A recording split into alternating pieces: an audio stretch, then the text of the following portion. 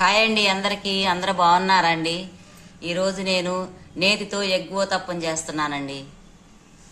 దానికి కావలసినవి దోసపిండి, 2 కోడిగుడ్లు, 1 ఉల్లిపాయ, 1 క్యారెట్, 1 బీట్రూట్ దుంప, ఒక 5 పచ్చిమిరపకాయలు, ఒక 4 చిన్నుల్లిపాయ రెబ్బలు పొట్టొలుసుకుని, ఒక 10-15 మిరియాలు, కొంచెం జీలకర్ర, కొంచెం కొత్తిమీర. పెద్దుల్లిపాయ, పచ్చిమిరపకాయలు, చిన్నుల్లిపాయలు సన్నగా ముక్కలుగా కట్ చేసి పెట్టుకోవాలండి. బీట్రూట్, క్యారెట్ తురిమి పెట్టుకోవాలి. చూశారు కదండి, ఇవన్నీ ఇలా సన్నగా కట్ చేసేసి మొత్తం కట్ చేసుకుని పెట్టుకున్నాను. అలాగే మిరియాలు కూడా దంచుకుని పెట్టుకున్నాను.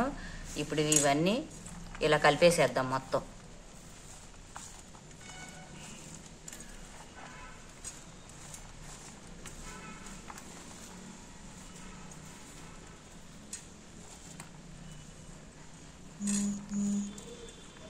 ఇవన్నీ ఇలా కలిపేసి పక్కన పెట్టేసేద్దాం. ఇప్పుడు తర్వాత ఒక గిన్నె తీసుకుని కోడిగుడ్లు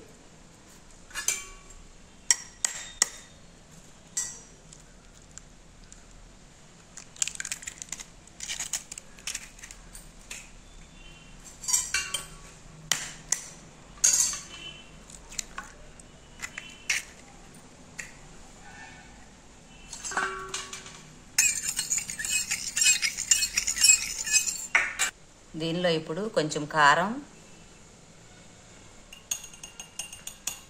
కొంచెం పసుపు, కొంచెం సాల్ట్ వేసేసి ఇలా కలిపేసి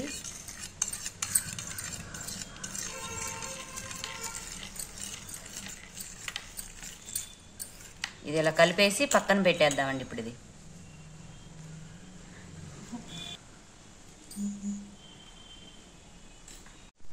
ముందుగా స్టవ్ వెలిగించి బాండి పెట్టుకుని నెయ్యి పోసుకుందాం.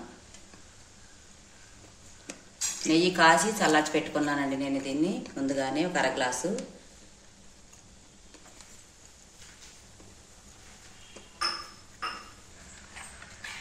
నెయ్యి వేడి అయిందండి. ఇప్పుడు ఈ నేతిలో దోసల పిండి ముందుగానే నేను పిండి వేసేసుకుని, దోసల పిండి వేసుకుని దానిలో జీలకర్ర, సాల్ట్ వేసేసి కలిపి 1 గంట సేపు నానబెట్టి పక్కన పెట్టానండి. ఆ పిండి వేసేస్తాను.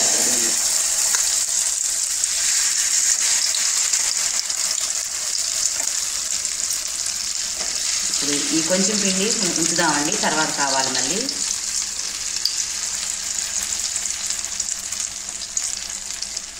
నేను తీసుకున్న పిండికి కొంచెం అట్టి పెట్టానండి, 3/4 వంతు వేసేసాను.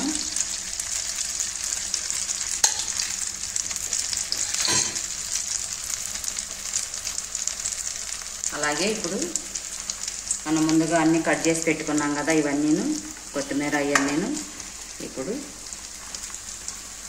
ఇలా కలిపేసుకుని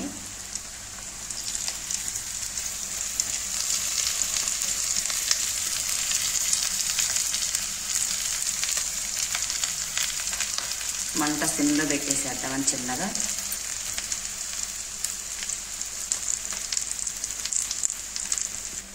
ఇప్పుడు కోడిగుడ్డు కలిపి పెట్టుకున్నాం కదండి మనం, ఇప్పుడు అది ఇలా పోసేద్దాం.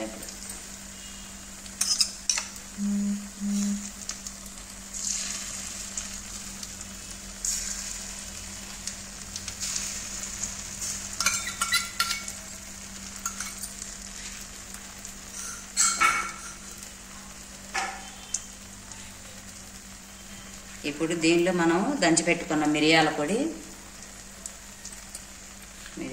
కొంచెం వేస్తున్నానండి.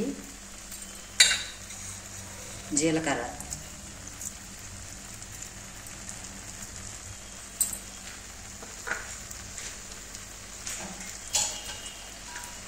ఒక నిమిషం మూత పెట్టేసేద్దాం. ఇప్పుడు 1 నిమిషం మగ్గిన తర్వాత ఇలా మూత తీసుకుని మళ్ళీ కలుపుకున్నాం మనం దీన్ని, మళ్ళీ కొంచెం వేసేద్దామండి. ఇప్పుడు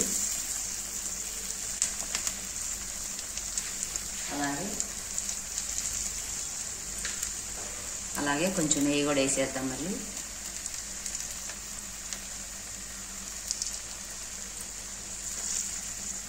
ఇప్పుడు మూత పెడదాం. ఇప్పుడు మూత తీసేసి మిగిలిన కొంచెం పిండి కూడా వేసేద్దాం ఇప్పుడు ఇలా.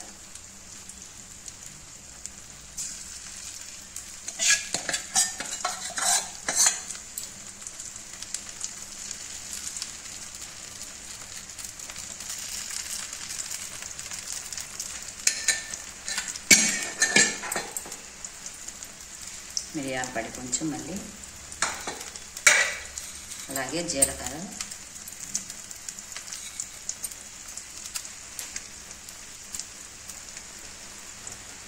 అలాగే కొంచెం మళ్ళీ వేసేసుకుంటే పైన మూత పెట్టేద్దాం. ఒక నిమిషం మగ్గిన తర్వాత మనం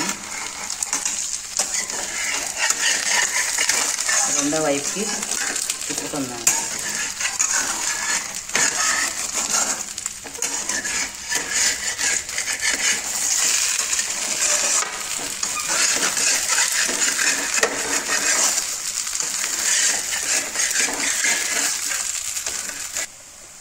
ఇలా రెండో వైపు కూడా తిప్పేసి సిమ్లో పెట్టేసి కాలనిద్దామండి.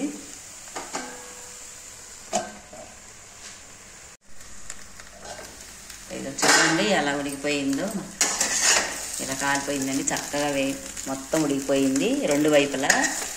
చాలా బాగుంటుందండి. మనం ఎప్పుడు దోశలు, ఇడ్లీలు, పూరీలు అన్నీ తింటానే ఉంటాం కదా. ఈ విధంగా మనం ఒకసారి చేసుకుంటే, అప్పుడప్పుడు ఇలా చేసుకుని తింటే చాలా బాగుంటుందండి. మీరు కూడా ట్రై చేసి చూడండి. అంతేనండి, నేతితో ఎగ్ ఊతప్పం రెడీ అయిపోయింది. ఇంతేనండి, నెయ్యితో ఊతప్పం రెడీ అయిపోయింది. మీరు కూడా ట్రై చేసి చూడండి. ఎలా ఉందో కామెంట్ పెట్టండి. మా వీడియో మీకు నచ్చినట్లయితే లైక్ చేయండి, షేర్ చేయండి, సబ్స్క్రైబ్ చేయండి.